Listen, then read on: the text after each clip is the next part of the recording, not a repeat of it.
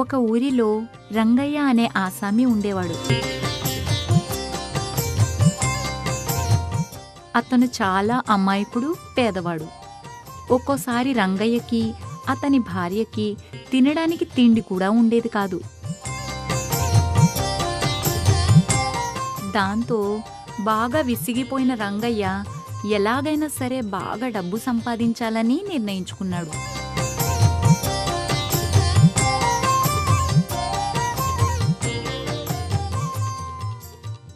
ఒకరోజు భార్యతో 3 రొట్టెలు చేయించుకుని పొద్దున్నే బయలుదేరాడు.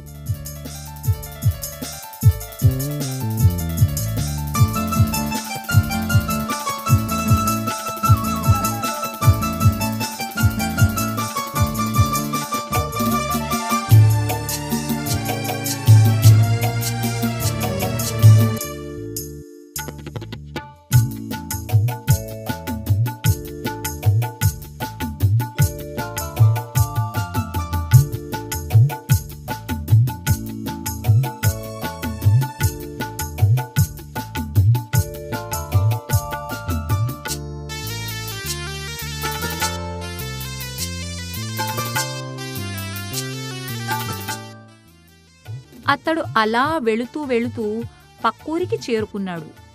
అక్కడ అతనికి కొండయ్య అనే చిన్ననాటి స్నేహితుడున్నాడు.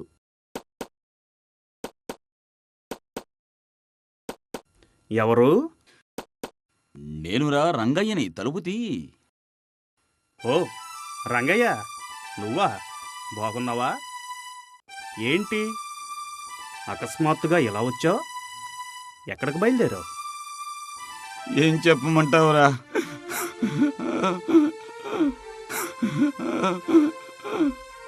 అలా ఏడవకుండా ఏం జరిగిందో చెప్పరా అని కొండయ్య అడగగానే తన ఇంటి పరిస్థితంతా చెప్పి ఎలాగైనా డబ్బు సంపాదించుకురావాలని వెళ్తున్నట్లు చెప్పాడు. సరే, ఈ పూట మా ఇంట్లో విశ్రాంతి తీసుకుని రేపొద్దునే వెళ్దూగానిలే. చాలా ధన్యవాదాలు మిత్రమా. నీ మేలు ఈ జన్మలో మర్చిపోలేను.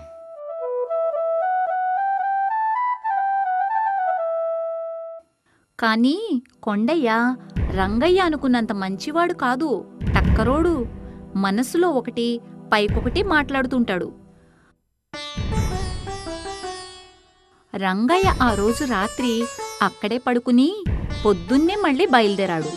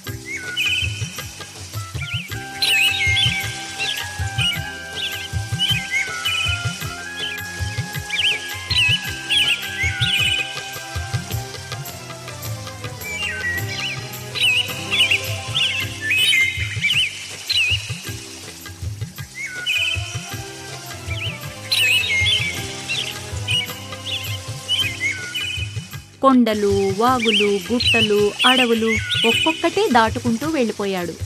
చివరికి ఒక మర్రి చెట్టు వద్దకు చేరుకున్నాడు.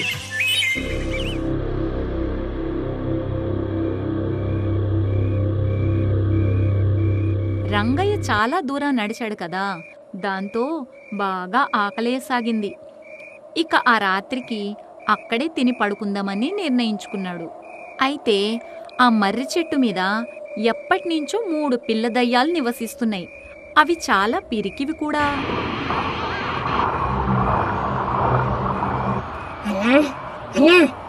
ఎవడన్నా వీడు? ఎంత రాత్రిపూట అడవిలో ఉన్న మన మర్రి చెట్టు దగ్గరకు వచ్చాడు, భయం లేకుండా? బహుశా మాంత్రికుడేమోరా. వామో, మాంత్రికుడా? అంటే మనల్ని పట్టి బంధించేస్తాడా? అంతలో రంగయ్య మూట విప్పి 3 రొట్టెలు ముందు పెట్టుకుని వాటినే చూస్తూ బాగా ఆకలేస్తుంది. అన్నీ ఒకేసారి తినేస్తే రేపటికి ఏవి ఉండవు కదా, మరి ఏం చెయ్యను? 1 తినాలా, 2 తినాలా, లేక 3 ఒకేసారి తినేనా? అంతే. రంగయ్య అలా అరిచేసరికి 3 దయ్యాలు ఇంకా భయపడ్డాయి. ఒరేయ్, నువ్వన్నది నిజమేరా. వీడు చాలా పెద్ద మాంత్రికుడు. అందుకే భయం లేకుండా ఇంత అర్ధరాత్రి పూట మనల్ని చంపడానికి వచ్చాడు. మరేం చేద్దాం తంబి? వాడు మనల్ని ఏదైనా చేసేలోపు మనమే వెళ్ళి వాడి కాళ్ళ మీద పడిపోదాం. ఓ మాంత్రికుడా, దండాలు దండాలు. మమ్మల్ని ఏం చెయ్యొద్దు. నువ్వేం కావాలంటే అది ఇస్తాం. మమ్మల్ని విడిచిపెట్టు. మమ్మల్ని తినేయకు.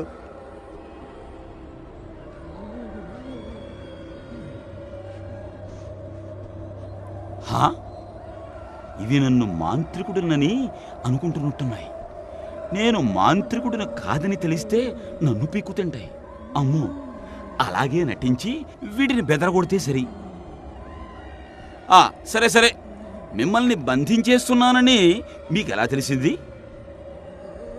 అదిగో ఆ 3 రొట్టెలతో కలిపి మమ్మల్ని తినేద్దామని అరిచావు కదా, అలా తెలిసింది. హా, పిచ్చిదయ్యారు. నేను రొట్టెలు లెక్క పెట్టుకుంటుంటే వీటిని లెక్క పెడుతున్నాను అనుకుంటున్నట్టున్నాయి. సరే సరే, నాకు బాగా డబ్బులు ఇస్తే మిమ్మల్ని వదిలేస్తా. లేకపోతేనా ఈ రొట్టెలతో కలిపి మిమ్మల్ని గుట్టుక్కుమని మింగేస్తాను. అమ్మయ్యా, నువ్వు క్షమించేశావు. అదే మాకు చాలు. ఇదిగో ఇప్పుడే వచ్చేస్తాను, చూడు. క్రీం క్రిచి గ్రీం గ్రిజి.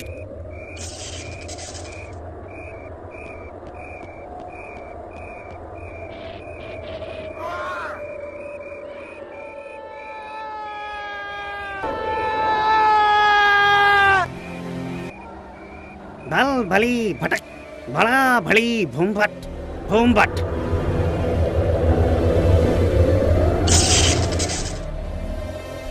ఇదిగో ధరా ఆవు. ఇది అలాంటి ఆవు కాదు. ఇది పేడ వేస్తే అందులో వజ్రాలు, రత్నాలు, బంగారు వరహాలు దొరుకుతాయి. సరే, మంచి పని చేశారు. నాకిప్పుడు చాలా ఆనందంగా ఉంది. ఇక మీరు వెళ్ళరండి. చెత్తాం చెత్తాం.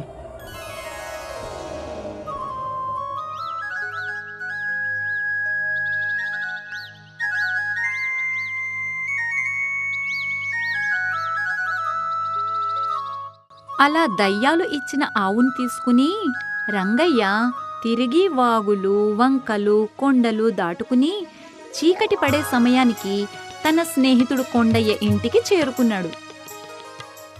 రారా, నీకోసమే ఎదురు చూస్తూ ఉన్నా. నువ్వు వెళ్ళిన పనేమైంది? వెళ్ళిన పనికి ఫలితం దక్కింది మిత్రమా. అలాగా? అయితే ఇన్నాళ్ళకి నీ కష్టాలు తీరిపోయాయన్నమాట. అవును మిత్రమా, అంతా నీ నోటి చలువ. సరే, ఇంత రాత్రిపూట మీ ఊరికి ఏం పోతావు గాని ఈ రోజుకి ఇక్కడే పడుకుని రేపు పొద్దునే వెళుదుగానిలే అని రంగయ్యని బుజ్జగించి మంచి మంచి పిండి వంటలతో శుభ్రంగా భోజనం పెట్టాడు. అవన్నీ పీకల దాకా తిన్న రంగయ్యకి హాయిగా నిద్ర పట్టేసింది. రంగయ్య అలా నిద్రపోయాడో లేదో దానికోసమే కాచుకుని కూర్చున్న కొండయ్య వెంటనే పెరట్లోకి పోయి ఆ ఆవు దగ్గర నించున్నాడు. అప్పటికే దెయ్యాలు బహుమతిగా ఇచ్చిన ఆవు శుభ్రంగా పేడేసింది. ఆ పేడవంక చూసిన కొండయ్యకి దానిండా రత్నాలు, వజ్రాలు, బంగారం కలిసి దగదగా మెరిసిపోతూ కనిపించాయి. అబ్బా, నా పంట పండింది.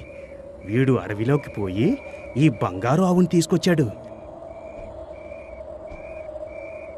ఈ ఆవుని నా దగ్గర దాచేసి ఇలాగే ఉన్న మరో ఆవుని ఇక్కడ కట్టేస్తే సరి.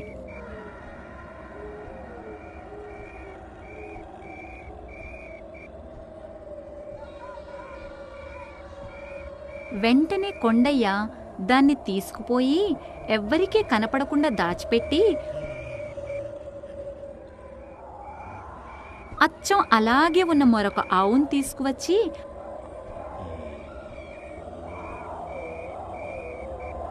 అక్కడే కట్టేసి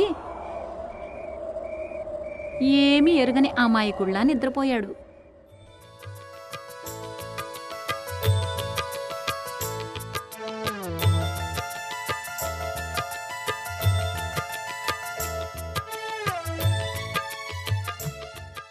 మిత్రమా మిత్రమా, తెల్లవారింది. మరి నేను మా ఊరు బయలుదేరతాను. సెలవా మరి? అప్పుడే తెల్లారిపోయిందా? సరే, జాగ్రత్త మిత్రమా. నీకేమైనా సహాయం కావాలంటే నన్ను మర్చిపోకు, సరేనా? అబ్బా, నీలాంటి స్నేహితుడు దొరకటం నా అదృష్టం సుమా.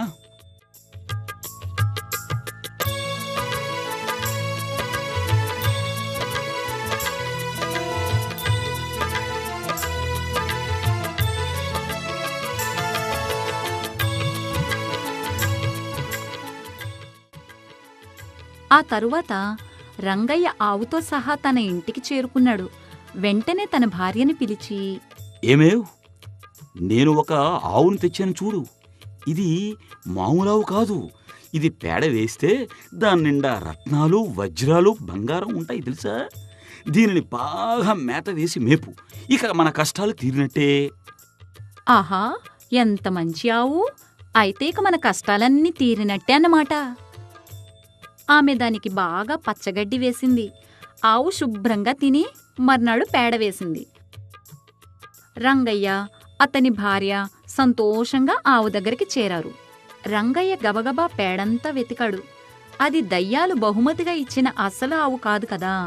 ఎంత వెతికినా ఒక వజ్రం కూడా దొరకలేదు. ఏమిటిలా జరిగింది? ఈ దెయ్యాలు నన్ను మోసం చేశాయి. ఇదిగో, నువ్వు మళ్ళీ 3 రొట్టెలు సిద్ధం చేయి. నేను వెంటనే దయ్యాల దగ్గరికి బయలుదేరతా.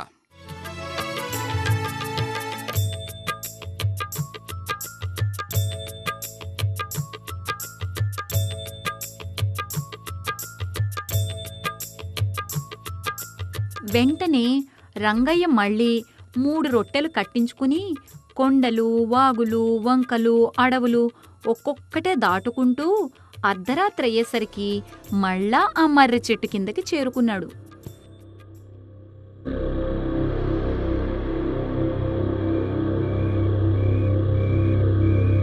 అన్నాయ్, ఈడేంటి మళ్ళీ వచ్చాడు?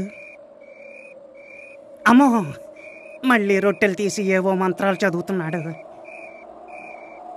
1 తిందునా, 2 తిందునా, లేక 3 ఒకేసారి తినేయాలా?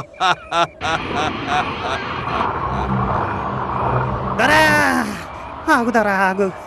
నువ్వు కోరుకున్నట్లే నీకు మంచి బహుమతి ఇచ్చాం కదా. బహుమతి ఇచ్చారా? బహుమతి? ఆ ఆవు పేడంతా వెతికినా ఒక వరహ కాని, వజ్రం కాని ఏమీ లేవు. ఇక మిమ్మల్ని ఈసారి తినేయాలని నిర్ణయించుకున్నా. ఆఖరిసారిగా మీకు ఇష్టమైన దెయ్యాన్ని తలుచుకోండి. ఎక్కడో ఏదో పొరపాటు జరిగింది. ఈ ఒక్కసారికి క్షమించు. ఇదిగో చిటికలో నీకు మరో బహుమతి అందజేస్తాం. బల్ బలి భటక్, బలా బలి భూంభట్, భూంభట్. ఇదిగో తిరగలే. ఇది మామూలు తిరగలు కాదు. ఇది తిప్పుతూ నువ్వేం కోరుకుంటే అవి ఇందులోంచి వస్తాయి. సరేనా బాబు? ఏ బహుమతి తీసుకుని మమ్మల్ని విడిచిపెట్టు. సరే, తక్షణం నా కంటికి కనిపించకుండా మాయమైపోండి, లేకపోతే మీ భరతం పడతా. అమ్మయ్యా, వెళ్ళిపోయేరా బాబు. ఇదేనా పని చేస్తుందో లేదో చూడాలి.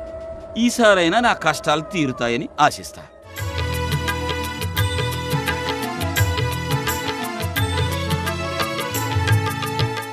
మళ్ళీ రంగయ్య వచ్చిన దారినే నడుచుకుంటూ రాత్రయ్యేసరికి దారిలో ఉంటున్న తన స్నేహితుడు కొండయ్య ఇంటికి చేరాడు.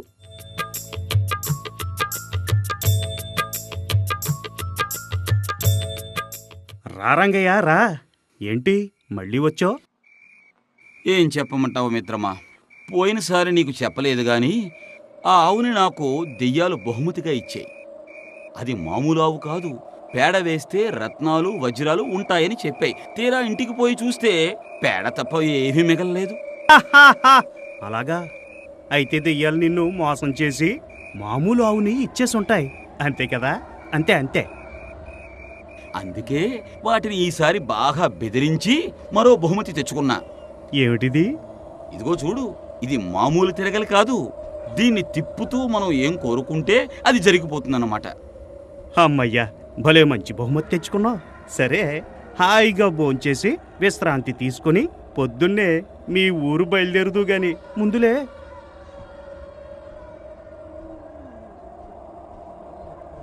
రంగయ్య కొండయ్య పెట్టిన భోజనం శుభ్రంగా తిని హాయిగా పడుకున్నాడు.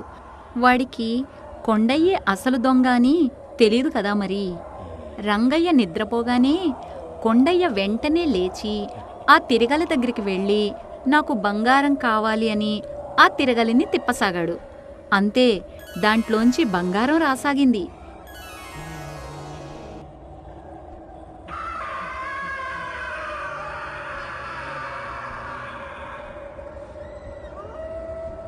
మళ్ళీ ఎప్పటిలాగే ఆ తిరగలిని ఎవ్వరికి కనబడకుండా దాచిపెట్టేసి అచ్చం అలాగే ఉన్న మరో తిరగలిని తీసుకొచ్చి అక్కడ పెట్టేసి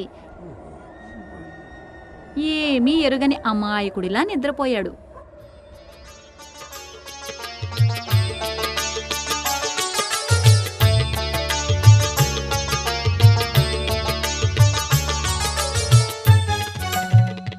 పొద్దున్నే రంగయ్య లేచి వెళ్ళొస్తానని తన స్నేహితునికి చెప్పి తిరగలిని నెత్తిమీద మోసుకుంటూ ఇంటికి తీసుకుపోయాడు.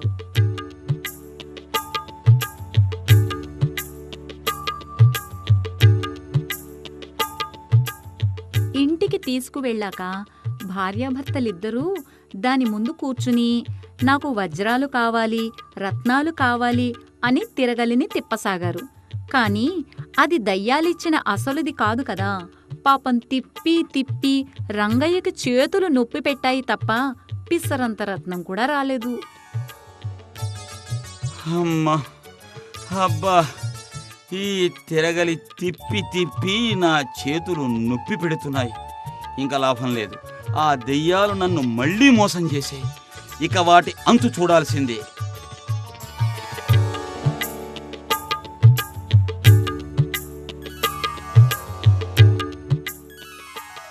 ఏమేవ్, మళ్ళీ 3 రొట్టెలు కట్టు. తక్షణం ఆ దయ్యాల దగ్గరికి బయలుదేరతా. ఈసారి మాత్రం వాటి అంతు తేల్చుకురండి. మిమ్మల్ని ఇంత మోసం చేస్తాయా?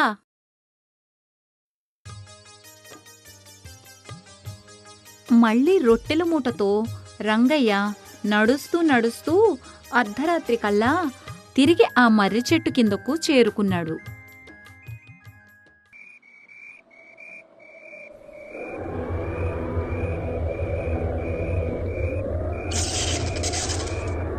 బాబోయ్, వీడు మళ్ళీ వచ్చాడన్నాయ్.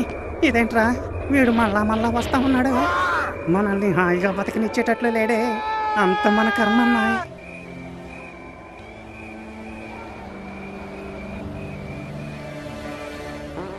ఓం హీం హాం 1 2 3. 1 తినాలనా, 2 తినాలనా, లేక 3 ఒకేసారి తినాలనా?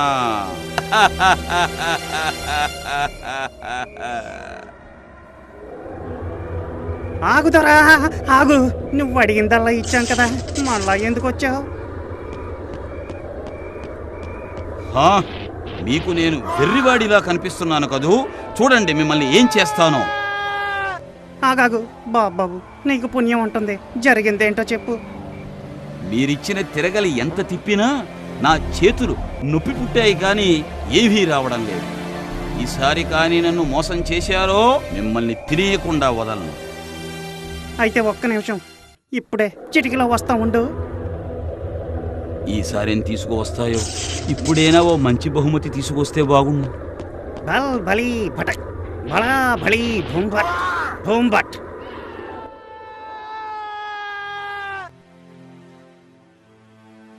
ఇదిగో దుడ్డు కర్ర. ఎక్కడో ఏదో మోసం జరుగుతుందని మా అనుమానం.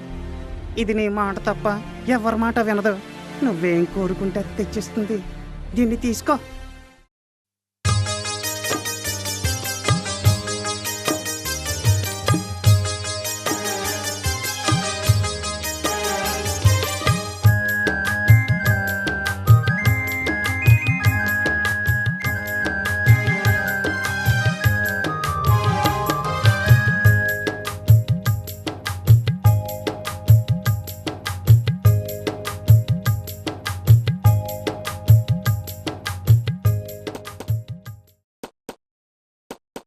అరే రంగయ్య, ఏంటి మళ్ళీ ఎలా వచ్చావు? ఈసారి కూడా ఏదో బహుమతి తీసుకెళ్తున్నావు. మొత్తానికి అదృష్టవంతుడివి. ఏ దృష్టంలే, అవి బహుమతిగా ఇచ్చిన ఆవు తిరగలి రెండూ పనిచేయటం లేదు మిత్రమా. ఇదేనా పనిచేస్తుందేమో చూడాలి. అవి అసలు అయితే కదా పని చేయడానికి. సర్లే, అయిపోయిందేదో అయిపోయింది. ఇప్పటి నుంచన్నా నీ కష్టాలు గట్టెక్కితే అదే చాలు. ఎంత రాత్రి ఏం పోతావు గాని ఇక్కడే పడుకుని రేపొద్దున్న వెళ్ళిపోదుగానిలే.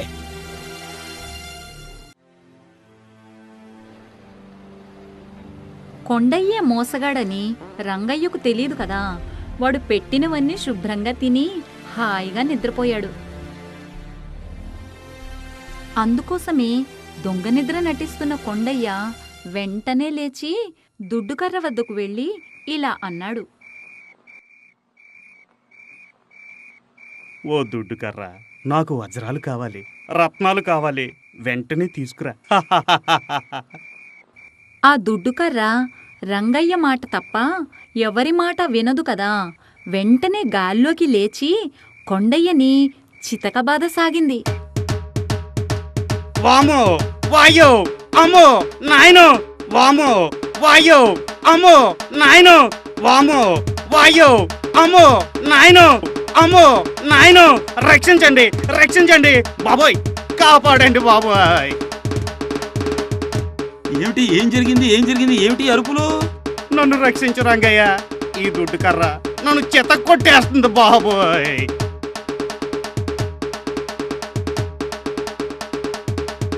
ఏం జరిగింది కొండయ్యా? ఇది నిన్నెందుకు కొడుతోందయ్యా? నన్ను క్షమించు మిత్రమా, నీ ఆవు తిరగలి నేనే కొట్టేశా, తప్పైపోయింది. అవి తిరిగి నీకే ఇచ్చేస్తా. దీన్ని ఆగమని చెప్పు, నా ప్రాణాలు పోయేట్టున్నాయి బాబోయ్. ఆగు ఆగు, ఏ దుడ్డికర్రా ఆగు. నా మిత్రుడిని కొట్టడం ఆపు చేయి. కొండయ్య రంగయ్య ఆవు తిరగలి అతనికి ఇచ్చేశాడు. వాటిని తీసుకుని రంగయ్య ఆనందంగా తన ఇంటికి వెళ్ళిపోయాడు.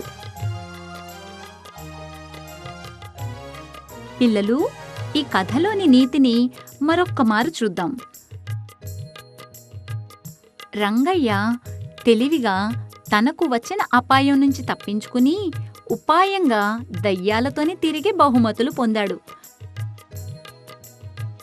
కానీ స్నేహం నటించి దుర్బుద్ధితో రంగయ్య బహుమతులు కాజేసిన కొండయ్య చివరికి దుడ్డుకర్ర చేతిలో చావు దెబ్బలు తిని మంచి స్నేహితుణ్ణి కోల్పోయాడు.